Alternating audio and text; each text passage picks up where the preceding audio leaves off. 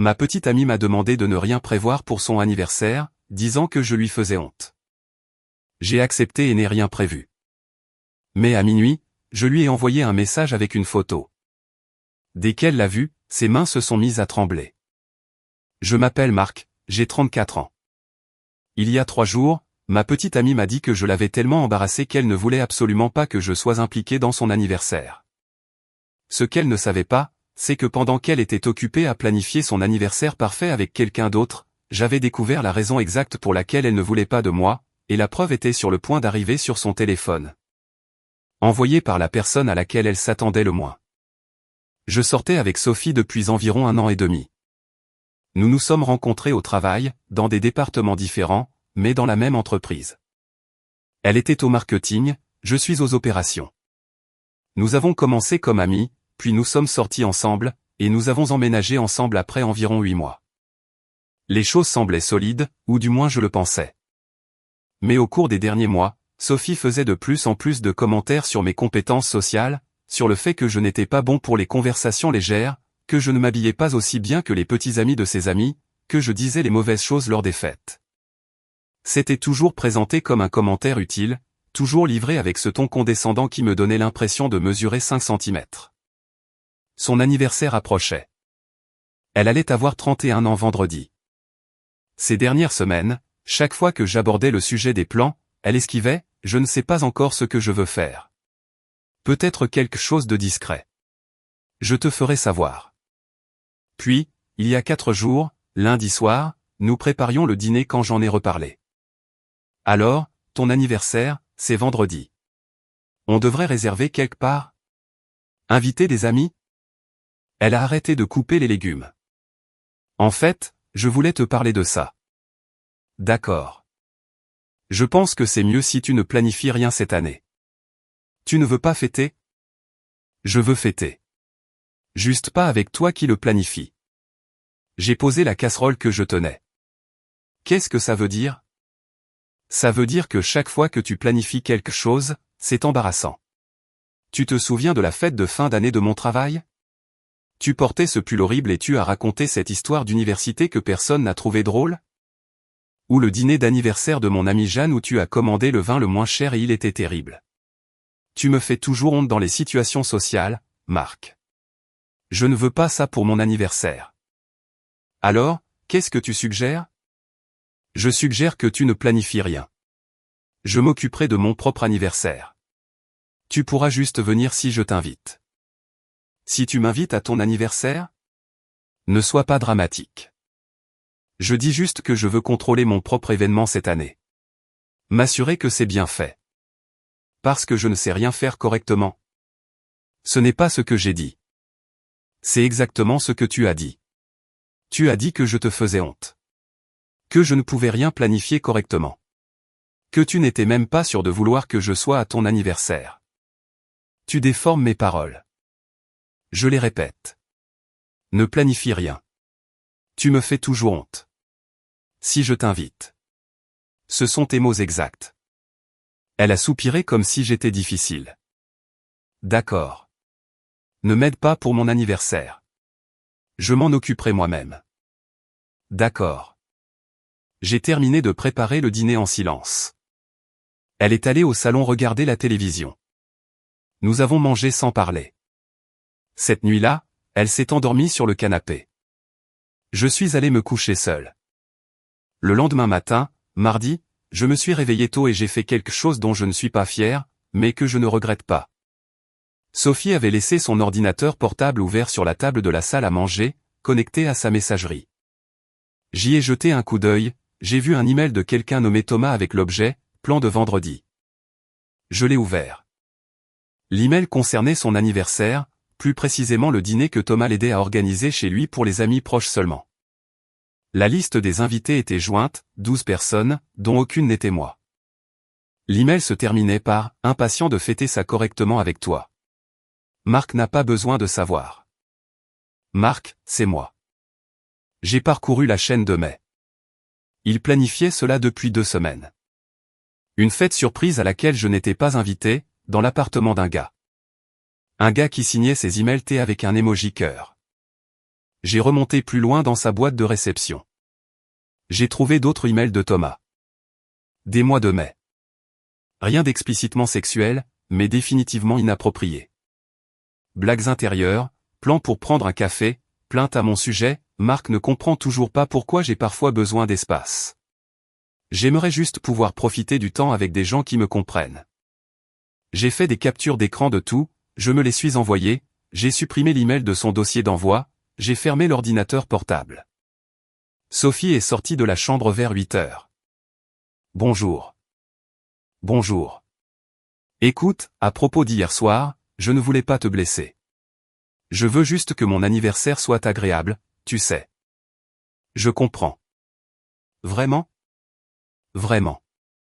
Tu planifies ce que tu veux. Je n'interférerai pas. Elle a eu l'air soulagée. Merci. Tu es vraiment mature là-dessus. Je n'ai pas répondu. J'ai juste pris mon sac et je suis parti au travail. Mise à jour 1. Pendant les 3 jours suivants, j'ai regardé Sophie se préparer pour sa fête d'anniversaire. La fête dont elle pensait que je n'étais pas au courant. Elle prenait des appels téléphoniques dans l'autre pièce. Elle envoyait des messages constamment et cachait son écran quand je passais. Elle avait mentionné qu'elle avait des plans avec des amis le vendredi soir. Mercredi soir, elle m'a demandé quels étaient mes plans pour vendredi. Probablement rester à la maison, regarder quelque chose. Tu sors avec des amis? Juste un dîner? Ça a l'air sympa. Amuse-toi bien. Elle a eu l'air surprise que je n'insiste pas pour avoir des détails.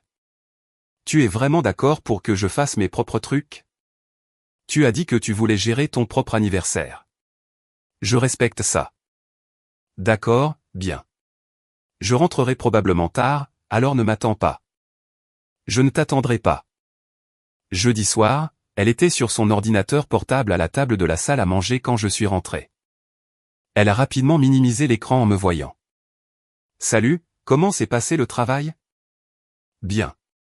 Le tien? Bien. Je coordonnais juste pour demain. Ton dîner entre filles, c'est ça? Oui. J'ai préparé le dîner. Nous avons mangé pendant qu'elle faisait défiler son téléphone, probablement en envoyant des messages à Thomas et à ses autres invités pour les plans finaux. Je n'ai rien dit, je l'ai juste regardé me mentir au visage alors qu'elle était assise à 1 mètre de moi. Après le dîner, je me suis excusé et je suis allé dans la chambre, j'ai sorti mon téléphone et j'ai composé un message pour Thomas. Il m'a fallu environ 1 heure pour le rédiger correctement. J'ai joint les captures d'écran de ses emails avec Sophie. Je l'ai programmé pour qu'il s'envoie exactement à minuit le vendredi, au moment où l'anniversaire de Sophie commençait. Le message disait « Salut Thomas. Je suis Marc, le petit ami de Sophie. Celui à propos de qui elle t'a menti. Ou peut-être celui à qui elle m'a menti. Difficile à dire. 6 juin, tes emails avec ma petite amie planifiant sa fête d'anniversaire surprise à laquelle je ne suis pas invité. Elle m'a dit que je l'embarrassais trop pour être impliqué. J'ai pensé que tu devais savoir à quel genre de personne tu te rapproches. Profite bien de la fête. Je n'y serai pas. Puis je suis allé me coucher. Mise à jour 2. Vendredi matin. Sophie était excitée. Insolitement optimiste pour quelqu'un qui était censé juste aller à un dîner décontracté avec des amis. Elle a passé 1 heure à se maquiller. Elle a mis une robe que je n'avais jamais vue auparavant. Neuve, l'air cher. Elle s'est coiffée. Tu es jolie, ai-je dit. Merci. Je veux être belle pour les filles. Ah oui, les filles. Elle est partie vers 18 heures. Ne m'attends pas. Je t'aime. Amuse-toi bien. Je l'ai regardée partir en voiture. Puis j'ai ouvert une bière et je me suis installé pour attendre. Vers 19h30, mon téléphone a vibré. SMS d'un numéro que je ne reconnaissais pas. C'est Marc? Oui, c'est Marc. C'est Mélanie. Je suis à une fête en ce moment. Tu es le petit ami de Sophie? Oui. Pourquoi n'es-tu pas là? Elle a dit à tout le monde que tu devais travailler tard. Elle m'a dit que je l'embarrassais et de ne rien planifier pour son anniversaire. Je ne savais pas qu'elle organisait une fête à laquelle je n'étais pas invité. Oh mon Dieu, c'est... Je suis tellement désolé. Certains d'entre nous demandaient où tu étais et elle a trouvé des excuses toute la nuit. C'est vraiment n'importe quoi. Puis-je demander qui est Thomas? C'est l'hôte. La fête est dans son appartement. Lui et Sophie ont passé beaucoup de temps ensemble dernièrement. Tout le monde se demandait si quelque chose se passait. Merci de me le dire. Tu veux que je lui dise, tu sais? Non. Laisse-la profiter de sa fête. Elle le découvrira assez tôt. À minuit pile, mon message programmé a été envoyé à Thomas. J'ai imaginé son téléphone vibrer, lui le lire, son visage changer, lui décider quoi faire. Environ 15 minutes plus tard, mon téléphone s'est allumé. Sophie appelait. Je n'ai pas répondu. Elle a appelé 3 autres fois, puis a envoyé un SMS, « Pourquoi Thomas me demande-t-il des emails? Que as-tu fait ?» Je n'ai pas répondu. Un autre appel. Un autre message vocal. Marc, ce n'est pas drôle. Rappelle-moi tout de suite. J'ai éteint mon téléphone et je suis allé me coucher. Mise à jour 3. Sophie est rentrée vers 2 heures du matin. J'ai entendu sa voiture, j'ai entendu la porte d'entrée, je l'ai entendu trébucher dans le salon. Puis je l'ai entendu pleurer. Elle a ouvert la porte de la chambre. Marc, il faut qu'on parle. De quoi? De ce soir? De Thomas? Des emails? Les emails où tu as planifié une fête d'anniversaire derrière mon dos? Ou les emails où tu te plaignais de moi à un autre homme? Ou peut-être les emails où tu as construit une relation émotionnelle avec quelqu'un tout en me disant que j'étais trop embarrassant pour être à tes côtés. Ce n'est pas ce que tu penses. Alors, qu'est-ce que c'est? Elle s'est assise sur le bord du lit. Thomas et moi sommes amis. Nous travaillons parfois ensemble sur des campagnes marketing. Nous nous sommes rapprochés, mais rien ne s'est passé. Rien de physique qui rende ça acceptable? Je ne dis pas que c'est acceptable. Je dis que je n'ai pas trompé. Tu as été émotionnellement impliqué avec quelqu'un d'autre pendant des mois. Tu as planifié une fête d'anniversaire dans son appartement et tu ne m'as pas invité. Tu lui as dit des choses sur notre relation que tu ne m'as jamais dites. C'est de la tricherie, Sophie. Peut-être pas physique, mais c'est quand même une trahison. J'avais juste besoin de quelqu'un qui me comprenne. Tu avais besoin de quelqu'un qui ne te fasse pas honte. Quelqu'un qui n'était pas moi. Tu voulais voir ce que ça ferait d'être avec lui à la place. La fête était un essai. Pour voir ce que ça ferait de fêter sans ton petit ami embarrassant. Ce n'est pas vrai. Alors pourquoi ne m'as-tu pas invité? Pourquoi mentir à ce sujet? Pourquoi dire à Thomas des choses sur moi que tu ne me dirais jamais en face? Elle n'a pas répondu. Qu'est-ce que Thomas a dit quand il a reçu mon message? Il a demandé si tu étais au courant de la fête. J'ai dit non. Il a dit que tu lui avais envoyé des emails que nous avions écrits. Il était en colère que je lui ai menti à ton sujet, à notre sujet. Il a dit que je l'avais utilisé. L'avais-tu utilisé? Je ne sais pas. Peut-être. J'étais confuse. J'aimais l'attention. J'aimais me sentir désiré et apprécié au lieu d'avoir l'impression de devoir cacher mon petit ami parce qu'il pourrait dire quelque chose de gênant. Donc, c'est ma faute. Ce n'est pas ce que je dis. Ça ressemble exactement à ce que tu dis. Tu as trompé émotionnellement parce que je ne suis pas assez parfait. Parce que j'ai porté le mauvais pull une fois. Parce que j'ai commandé du vin bon marché. Parce que j'existe d'une manière qui ne répond pas à tes normes. Marc, sors d'ici. Quoi? Sors de la chambre. Dors sur le canapé. Demain, tu pourras faire tes valises et trouver un autre endroit où loger. Tu me quittes. Tu nous as quittés quand tu as commencé à planifier une vie sans moi. Je ne fais que l'officialiser. Elle a commencé à pleurer plus fort. S'il te plaît. J'ai fait une erreur. J'ai été stupide. Je ne voulais pas que tout cela arrive, mais c'est arrivé. Tu as passé des mois à me faire sentir inadéquat. Tu as construit une relation émotionnelle avec un autre homme. Tu as planifié une fête d'anniversaire spécifiquement pour m'exclure tout en me mentant au visage sur l'endroit où tu serais. Ce n'étaient pas des accidents. C'étaient des choix. Ne pouvons-nous pas essayer de résoudre ça? Non. Parce que même si nous dépassions Thomas, même si tu le coupais complètement, je n'oublierai jamais comment tu m'as fait me sentir. Chaque fois que nous irions à une fête, je me demanderais si tu avais honte de moi. Chaque fois que tu me donnerais un commentaire, je me demanderais si tu te plaignais de moi à quelqu'un d'autre. Je ne peux pas vivre comme ça. Je changerai. Tu ne devrais pas avoir à changer. Et je ne devrais pas avoir à changer non plus. Nous ne sommes tout simplement pas faits l'un pour l'autre. Tu as besoin de quelqu'un qui corresponde à ton image de ce que devrait être un partenaire. J'ai besoin de quelqu'un qui ne me donne pas l'impression d'échouer constamment. Elle s'est levée, s'essuyant les yeux. Je t'aimais vraiment. Tu sais, peut-être, mais pas assez pour me respecter. Pas assez pour être honnête avec moi. Pas assez pour m'inclure dans ta vie au lieu de me cacher. Elle a quitté la chambre sans un mot de plus. Je l'ai entendue s'agiter dans le salon, probablement en train de chercher des couvertures pour le canapé, puis le silence. Je suis resté là, pensant à quel point je me sentirais différemment si elle avait simplement été honnête dès le début.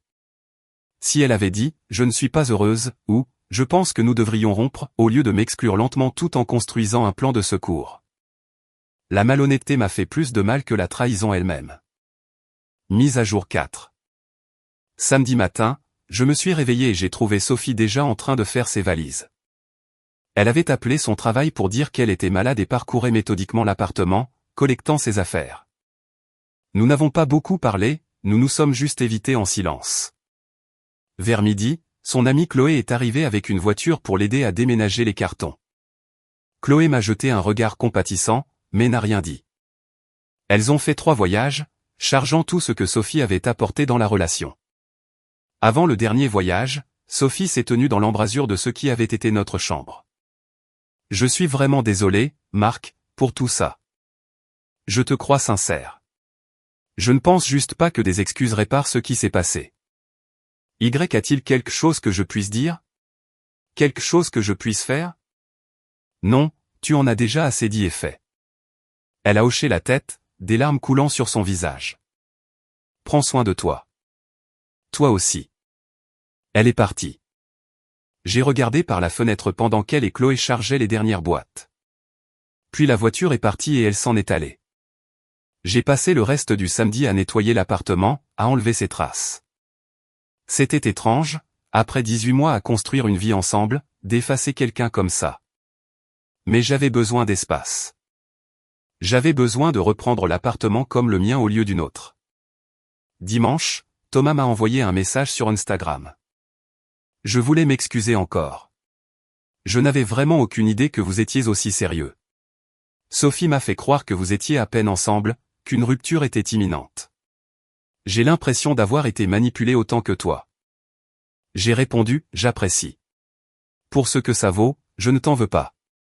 Sophie a créé la situation en nous mentant à tous les deux. Tu ne faisais que réagir à ce qu'on te disait. Quand même, j'aurais dû poser plus de questions. J'aurais dû prendre mes distances quand les choses sont devenues trop amicales. Je suis désolé pour ma part dans tout ça.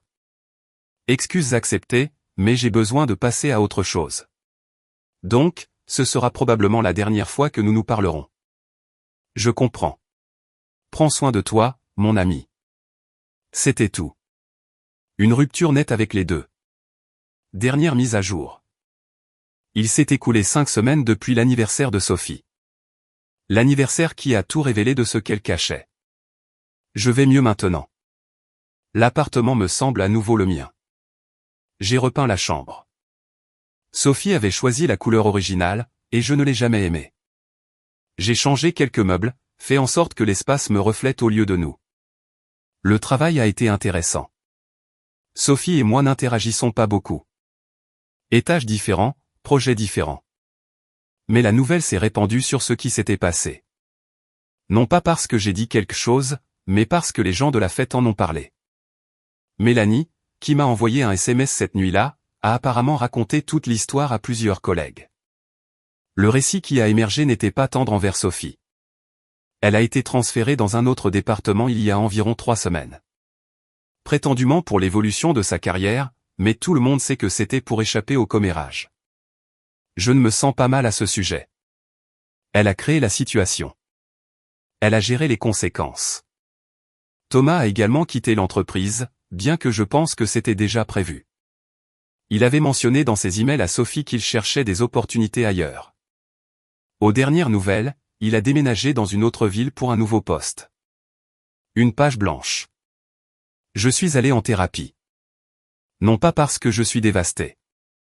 Honnêtement, je suis plus soulagé qu'autre chose, mais parce que je veux comprendre pourquoi j'ai accepté des mois de critiques et d'insultes sans me défendre plus tôt. Mon thérapeute dit que c'est courant dans les relations où un partenaire érode lentement l'estime de soi de l'autre. Au moment où vous réalisez à quel point la situation est devenue mauvaise, vous êtes tellement habitué à vous sentir inadéquat que cela semble normal. Je sors à nouveau de manière occasionnelle. J'ai rencontré quelqu'un par l'intermédiaire d'un ami la semaine dernière. Nous avons pris un café, nous avons eu une bonne conversation. Elle a ri de mes histoires. Des rires authentiques, pas des rires de pitié ou le genre de rire que Sophie me donnait juste avant de me dire que l'histoire n'était pas vraiment drôle. Quand j'ai porté un pull confortable à notre deuxième rendez-vous, elle l'a complimenté au lieu de suggérer que je le change. De petites choses, mais elles comptent. Mes amis ont été formidables. Ceux que Sophie appelait toujours ennuyeux m'ont contacté régulièrement, s'assurant que j'allais bien, m'invitant à des choses. Il s'avère qu'ils ne sont pas ennuyeux du tout.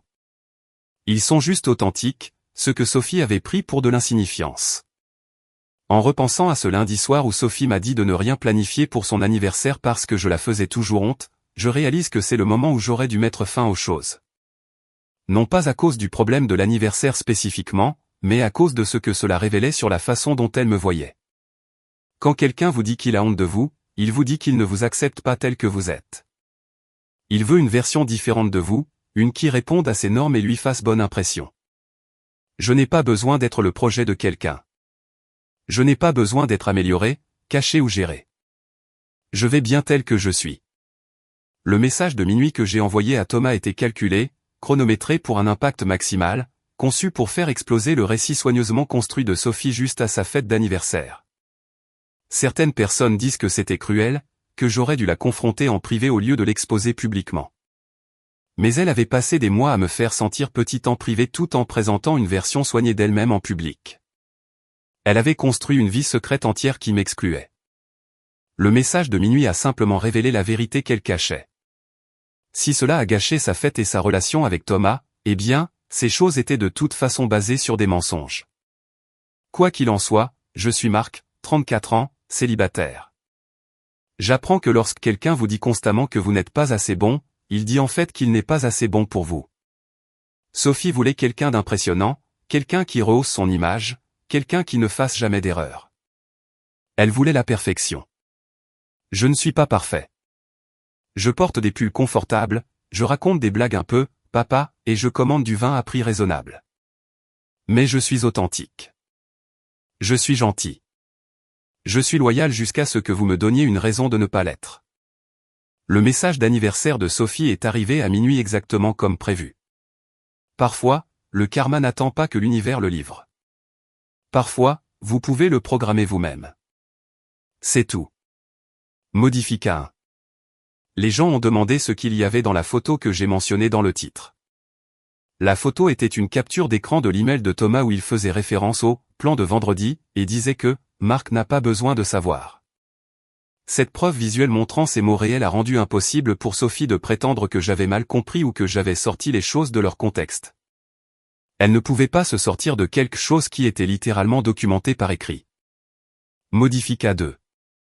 Oui. Mélanie, qui m'a envoyé un SMS de la fête, est devenue une amie. Nous avons pris un café quelques semaines après que tout se soit passé. Elle se sentait très mal d'avoir assisté à plusieurs fêtes où Sophie se plaignait de moi et de n'avoir jamais pensé à me dire ce qui était dit. Je l'ai assuré que ce n'était pas sa responsabilité de surveiller le comportement de Sophie. Nous sommes juste des amis occasionnels maintenant. Rien de romantique. Modifica 3. Pour ceux qui disent que j'aurais dû confronter Sophie avant d'envoyer le message à Thomas, je ne suis pas d'accord. Elle m'avait menti pendant des mois. Elle avait planifié une fête entière derrière mon dos. Elle avait construit une relation avec un autre homme. Elle m'avait montré exactement le respect qu'elle avait pour notre relation. Aucun. Je ne lui devais pas une confrontation privée avant de révéler ce qu'elle avait fait. Elle ne se souciait pas de mes sentiments quand elle le faisait. Je ne me souciais pas des siens en l'exposant.